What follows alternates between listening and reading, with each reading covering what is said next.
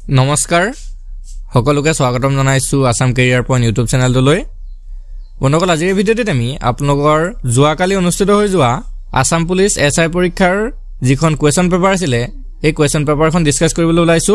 তো আজিৰ ভিডিঅ'টোত আমি কেৱল জিকে পাৰ্টটো ডিসকাস কৰিম যদি আপোনালোকৰ ভিডিঅ'টো ভাল লাগে তেতিয়া আপোনালোকে কমেন্টত জনাই দিব মেথছ আৰু ৰিজনিং খিনিও আপোনালোকক কৰাই দিম তো বলক দেৰি নকৰো কেনেকুৱা ধৰণৰ কোৱেশ্চন কালি আপোনালোকৰ পৰীক্ষাত আহিছিল চাও প্ৰথম জিকে কোৱেশ্চনটো কি আছিল চাওক বিখ্যাত ত্ৰিমূৰ্তি সদাশিৱ তলৰ কোন গুহাৰ অংশ The famous Trimurti Sadashiv is a part of which among the following caves in India তো ইয়াৰে যেটো ৰাইট আনসাৰ অপচন সি টো আছিল ৰাইট আনসাৰ এলিফেন্টা ঠিক আছে ত্ৰিমূৰ্তি সদাশিৱ এটো এলিফেন্টা গুহাৰ অংশ আছিল তো যিসকলে এলিফেন্টা দিছে তেওঁলোকৰ ৰাইট হৈছে নেক্সট 2 নম্বৰ কোৱেশ্চনটো চাওক অৰুণোদয়ৰ প্ৰথম গৰাকী সম্পাদক কোন আছিল হু was the first editor of the Orunodoi তো এটো সকলোৱে সাগে শুদ্ধ কৰিছে অপচন এটো হ'ব শুদ্ধ উত্তৰ ডক্টৰ নাথান ব্ৰাউন আৰু এইবিলাক কোৱেশ্চন আমি আমাৰ চেনেলত কেইবাবাৰো কৰাইছো যদি আপোনালোকে আগত ভিডিও বিলাক চাই গৈছে জিকে বিলাক পঢ়ি গৈছিলে তেতিয়া হলে সাগে সকলোৰে শুদ্ধ হৈছে নেক্সট কোৱেশ্চনটো চাওক কি কৈছে গান্ধী আৰউইন চুক্তি ভাৰতৰ কোন আন্দোলনৰ লগত জড়িত আছিল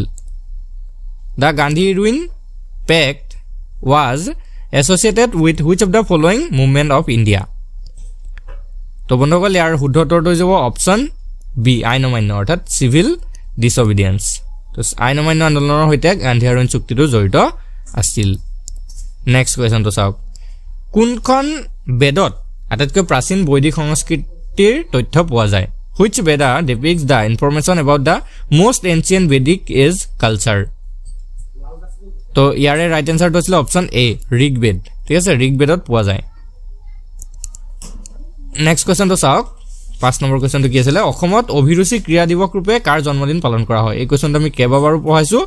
একদমই ইজি প্ৰশ্ন হয় হুজ বাৰ্থডে ইজ সেলিব্ৰেটেড এজ অভিৰুচি স্পৰ্ট ডে ইন আসাম এটো অপচন বি হ'ব শুদ্ধ উত্তৰ ভোগেশ্বৰ বৰুৱা আৰু কেতিয়া তাৰিখটো চাগে সকলোৱে জানিছিলে ঠিক আছে তো এইবিলাক ইম্পৰ্টেন্ট প্ৰশ্ন আছিল আৰু একদম ইজি প্ৰশ্ন আছিল নেক্সট কোৱেশ্চনটো কি কৈছে ভাৰতীয় জাতীয় কংগ্ৰেছৰ পৰা ওলাই আহি সুভাষ চন্দ্ৰ বসুৱে কি দল গঠন কৰিছিল which party was established by Subhash Chandra Bose after he came out of the Indian National Congress তো ইয়াৰ ৰাইট আনসাৰটো আছিল অপচন সি ফৰৱাৰ্ড ব্লক গঠন কৰিছিল সুভাষ চন্দ্ৰ বসুৱে নেক্সট কোৱেশ্চনটো চাওক সিকান গ্ৰামৰ পৰা কুচবিহাৰলৈ কোনে তেওঁৰ ৰাজধানী স্থানান্তৰিত কৰিছিল who shifted the capital from Sikangram to Cooch Behar তো বন্ধুসকল ইয়াৰে যেটো ৰাইট আনসাৰ হেটো যাব অপচন সি বিশ্বসিংহ ঠিক আছে বিশ্বসিংহ হ'ব শুদ্ধ উত্তৰ নেক্সট পিছৰ জিকে কোৱেশ্চনটো লাগবাৰ হক কি কৈছে গৌতম বুদ্ধই মৃত্যুৰ পিছত পৰিনিৰ্বাণ লাভ কৰা বুলি বুদ্ধসকলে বিশ্বাস কৰা ঠাইখন কি name the place where Buddhists believe Gautam Buddha attained parinirvan after his death ঠিক আছে ইয়াৰে যেটো ৰাইট আনসাৰ হেটো অপচন বি কুশীনগৰত পৰিনিৰ্বাণ লাভ কৰিছিল বুলি বৌদ্ধসকলে বিশ্বাস কৰে নেক্সট কোৱেশ্চন সমুদ্ৰগুপ্তৰ ৰাজসভাৰ কবি সভা কবি কোন আছিল who was the court poet of Samudragupta তো বন্ধুসকল ইয়াৰ শুদ্ধ উত্তৰটো যাব অপচন বি হৰি সেন আছিল সমুদ্ৰগুপ্তৰ সভা কবি নেক্সট 10 নম্বৰ কোৱেশ্চনটো চাওক অসমীয়া পৰ্দাৰ প্ৰথম অভিনেত্ৰী আইদেউ সন্দিকৈয়ে নিম্নলিখিত কোনটো নিজৰ মধ্যম নাম হিচাপে ব্যৱহাৰ কৰিছিল আইদেউ Sandikoi the first female actor of Assamese screen adopted which of the following as her middle name তো ইয়াৰ ৰাইট আনসাৰটো যাব অপচন এ নীলাম্বৰটো আছিল শুদ্ধ উত্তৰ ঠিক আছে নেক্সট কোৱেশ্চনটো আগবাঢ়ো কি কৈছে 11 নম্বৰ কোৱেশ্চন 1923 চনত কোনে স্বৰাজ দল গঠন কৰিছিল in 1923 by whom was the Swaraj party founded এটো সকলোৱে জানিব লাগে অপচন এটো হ'ব শুদ্ধ উত্তৰ মতিলাল নেহেৰু আৰু সিআৰ দাস ঠিক আছে মতিলাল নেহেৰু আৰু চিত্তৰঞ্জন দাস এই দুইজনে কি কৰিছিল স্বৰাজ দল গঠন কৰিছিল নেক্সট কোৱেশ্চনটো চাওক আহোম ৰজাৰ ৰান্ধনী ঘৰত লাই মেকুৰী কাম কি আছিল ঠিক আছে what was the role of লাই মেকুৰী in the kitchen of Ahom king তো এটো কনফিউজন লাগিছিল সাগে সকলৰে প্ৰশ্নটো অলপ ক্ৰিটিক্যালি আহিছিলে মানে ডাইৰেক্টলি আপোনালোকৰ এনসাৰটো নিমিলে ঠিক আছে তো ইয়াৰে আমাৰ অপচন সি টো হ'ব শুদ্ধ উত্তৰ খাদ্যৰ সোৱাদ লোৱা ঠিক আছে অৰ্থাৎ লাই মেকুৰীয়ে কি কৰিছিল ৰজাঘৰীয়া যিসকল ব্যক্তি আছিল তেওঁলোকৰ খাদ্যবিলাক ঠিকঠাক হৈছে না নাই তেও হেতু মানে চোৱা চিতা কৰিছিল ঠিক আছে তেও খৰি যোগান ধৰা বা ৰন্ধা মাংসৰ যোগান ধৰা এইবিলাক কৰা নাছিল নেক্সট 13 নম্বৰ কোৱেশ্চন কি দিছে চাওক ৰবীন্দ্ৰনাথ ঠাকুৰে কিহৰ প্ৰতিবাদত নাইট উপাধি নাকচ কৰিছিল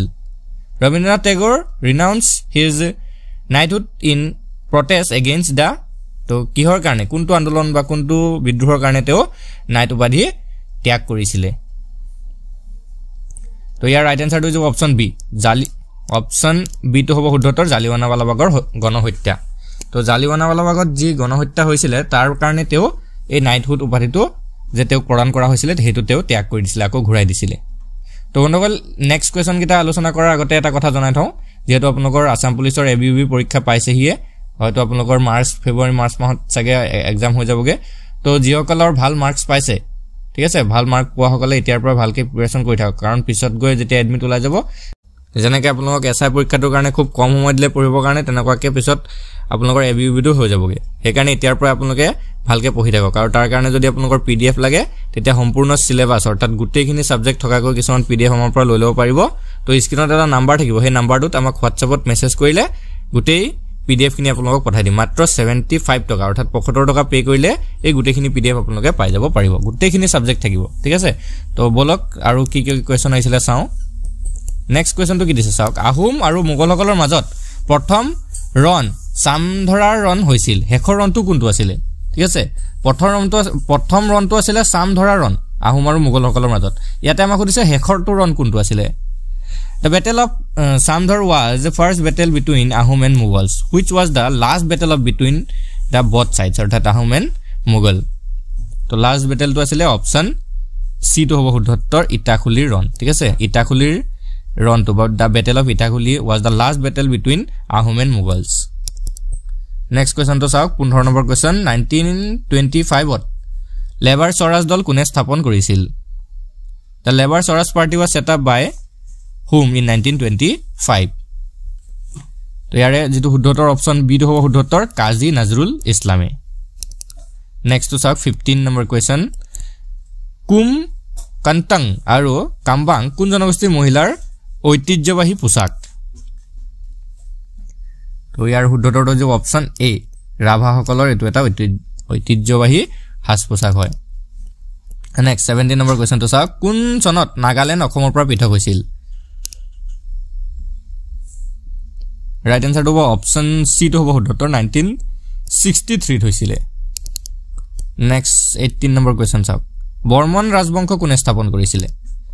তো এটো সকলে জানিব লাগে option B to হ'ব শুদ্ধতৰ Pushya Barman the Bormon dynasty was established by Pushya Barman option B was the correct answer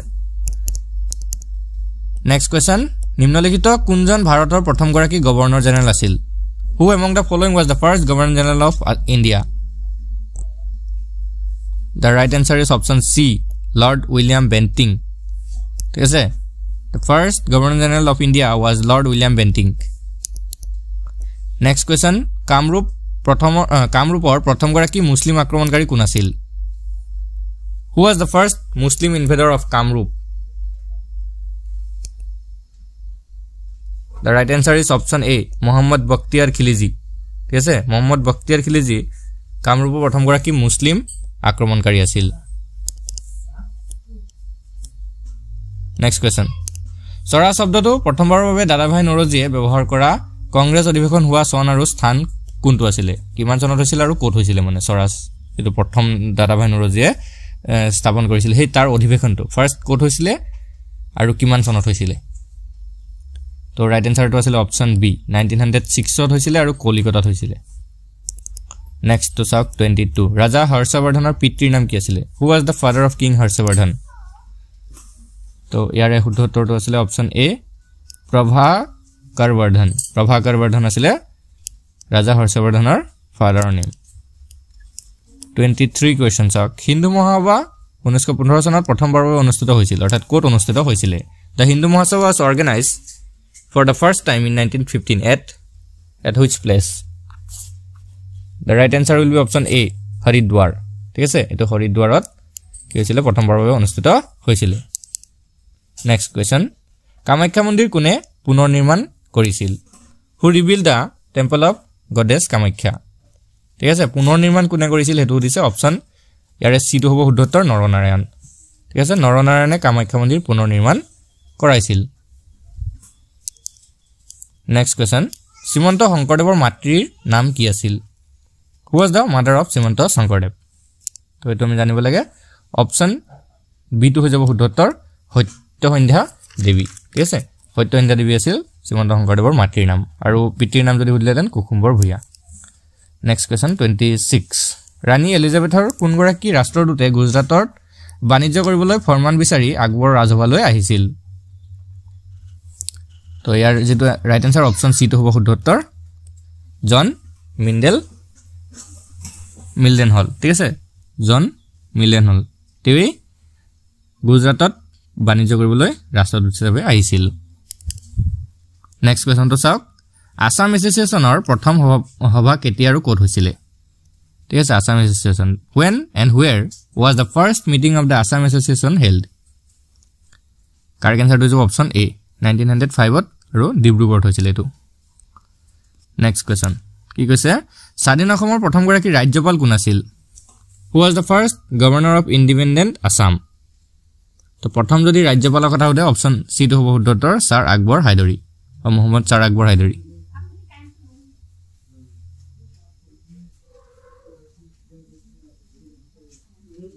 next question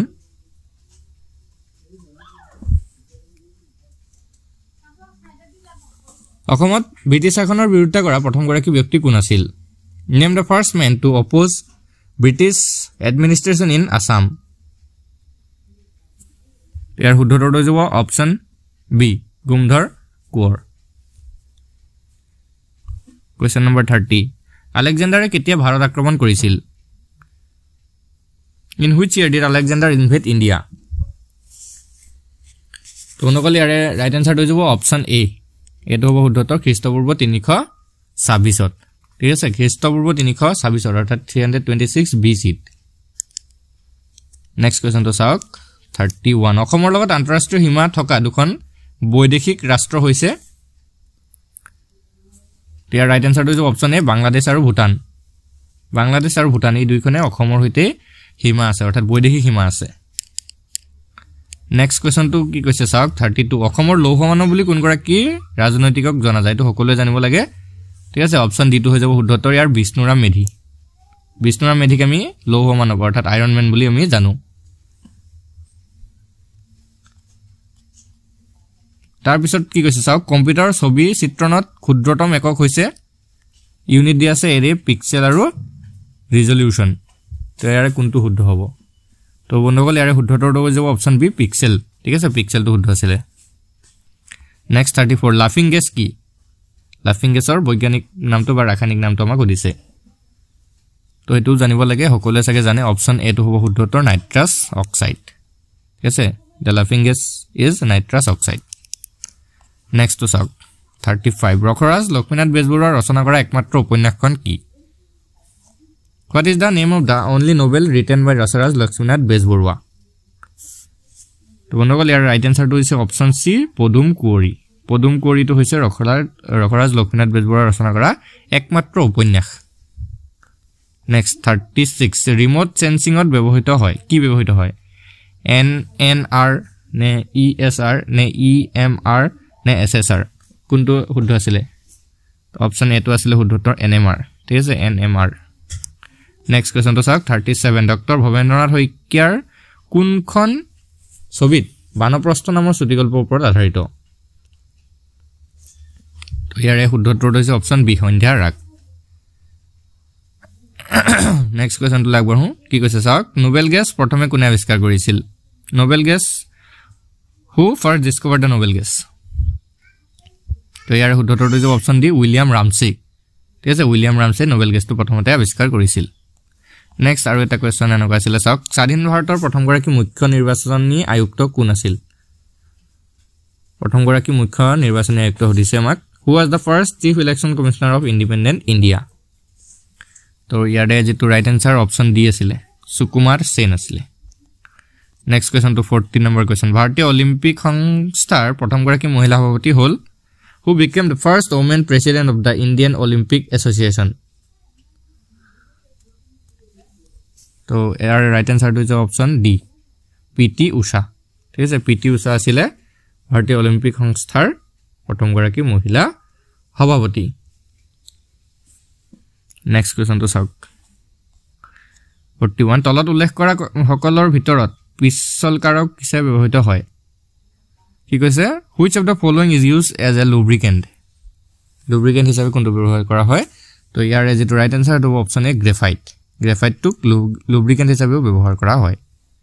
next question two চাওক কোন বছৰত ভাৰত চৰকাৰে ইউনিফাইড পেমেন্টস ইন্টাৰফেস অথবা ইউপিআই ইউনিফাইড পেমেন্টস ইন্টাৰফেস অৰ্থাৎ ইউপিআই যোগে লেনদেন ব্যৱস্থা কাৰ্যকৰী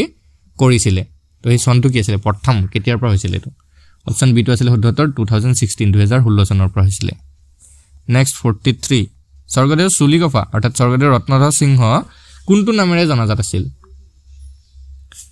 ৰাইট আনসাৰটো হ'ব অপচন বি লৰা ৰজা নামেৰে জনাজাত আছিল নেক্সট অসমৰ প্ৰথমগৰাকী অলিম্পিক বঁটা বিজয়ী কোন তো ইয়াৰ ৰাইট আনসাৰটো হ'ব অপচন ডি লাভলিনা বৰগোহাঁই আছিল Lovlina Borgohain is the first Olympic medalist of Assam তো নেক্সট কোৱেশ্চনটো কি দিছে আলোকবৰ্ষ কিহৰ একক light year is the unit of তো ইয়াৰ ৰাইট আনসাৰটো হ'ব অপচন এ দূৰত্ব আলোকবৰ্ষটো ডিসটেন্সৰ একক হয় ইউনিট হয় নেক্সট কোৱেশ্চনটো চাওক 46 ব্ৰহ্মপুত্ৰৰ বৃহত্তম উপনৈ কোনটো তো আমি কেইবাবাৰ আলোচনা কৰিছো অপচন ইয়াতে শুদ্ধটো হ'ব অপচন ডি ঠিক আছে সুবনচিৰিটো হৈছে ব্ৰহ্মপুত্ৰৰ biggest tributary largest tributary next question to is lesa kuntu অনুষ্ঠানে লক্ষ্মীনাথ বেজবৰুৱাক অনন্য উপাধি ৰখৰাজ প্ৰদান কৰিছিল the unique title ৰখৰাজ was given to Lakshminath Bezbaroa by which institution তো নকল ইয়াৰে যেটো ৰাইট আনসাৰ হেতু হৈ যাব অপচন এ শিৱসাগৰত অনুষ্ঠিত অসম সাহিত্য সভাই নেক্সট কোৱেশ্চন 48 চিপকু আন্দোলন কিহৰ সুৰক্ষাৰ বাবে আৰম্ভ কৰা হৈছিল গাহনি জলাশয় বননি নে পশুধন তো অপচন সি টো হ'ব শুদ্ধতৰ বননি the chipko movement was launched for the protest of forest next question অসমৰ ভ্ৰাম্যমাণ থিয়েটাৰ জনক কোন আছিল who is the founding father of mobile theater in Assam তো ইয়াৰে ৰাইট আনসাৰ টো হ'ব অপচন সি অচ্যুত লহকৰ ঠিক আছে অচ্যুত লহকৰ টো ৰাইট হ'ব নেক্সট কোৱেশ্চন সৌৰজগতৰ হেউজ গ্ৰহ হৈছে the green planet in the solar system is সৌৰজগতত কোনটো গ্ৰহ হেউজ গ্ৰহ বুলি কোৱা হয় তো ইয়াৰে option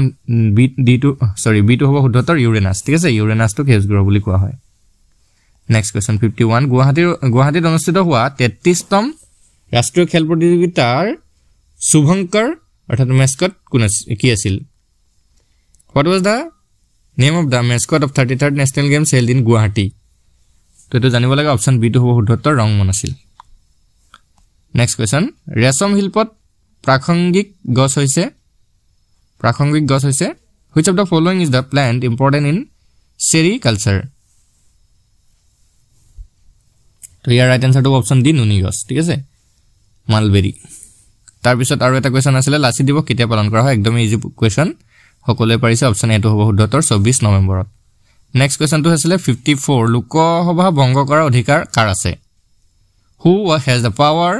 dissolve the Lok Sabha তো ইয়াৰ ৰাইট আনসাৰ টো হ'ব অপচন বি ৰাষ্ট্ৰপতি প্ৰেসিডেন্টৰ হে পাৱাৰটো আছে আৰু লাষ্ট এনেকুৱা এটা কোৱেশ্চন আহিছিল 55 পুনেস্থিত ৰাষ্ট্ৰীয় প্ৰতিৰক্ষা একাডেমীৰ সৰ্বশ্ৰেষ্ঠ শিক্ষাৰ্থী অৰ্থাৎ কেডেটক দিয়া পদকটো অসমৰ কোন গৰাকী সাহসী ব্যক্তিৰ নামত দিয়া হয় তো ইয়াৰ ৰাইট আনসাৰ টো অপচন ডি লাচিত বৰফুকনৰ নামত দিয়া হয় তো এইখিনি কোৱেশ্চনে যোৱাকালি পৰীক্ষাত আপোনালোকৰ আহিছিল তো আপোনালোকে এই কোৱেশ্চন গিটাৰ ভিতৰত কিমানটা কোৱেশ্চন শুদ্ধ কৰিলে কেৱল মাত্ৰ জিকে গিটাৰ কথা হুদা নাই গুটে পেপাৰখনত আপোনালোকে কিমান এটেম্প কৰিলে আৰু কিমান শুদ্ধ হৈছে আপোনালোকে কমেন্টত জনাই দিব ঠিক আছে আৰু মেথছ আৰু ৰিজনিং খিনি যদি লাগে আপোনালোকে কমেন্ট কৰি কৈ দিব যে লাগিছে ঠিক আছে আমি মেথছ আৰু ৰিজনিংৰ ভিডিও গিটা এক্সট্ৰাকে বনাই দিম আৰু ভিডিওটো ভাল লাগিলে লাইক কৰি দিব চেনেলটো সাবস্ক্ৰাইব কৰি দিব বন্ধু বান্ধৱীৰ সৈতে ভিডিওটো শ্বেয়াৰ কৰি দিব ধন্যবাদ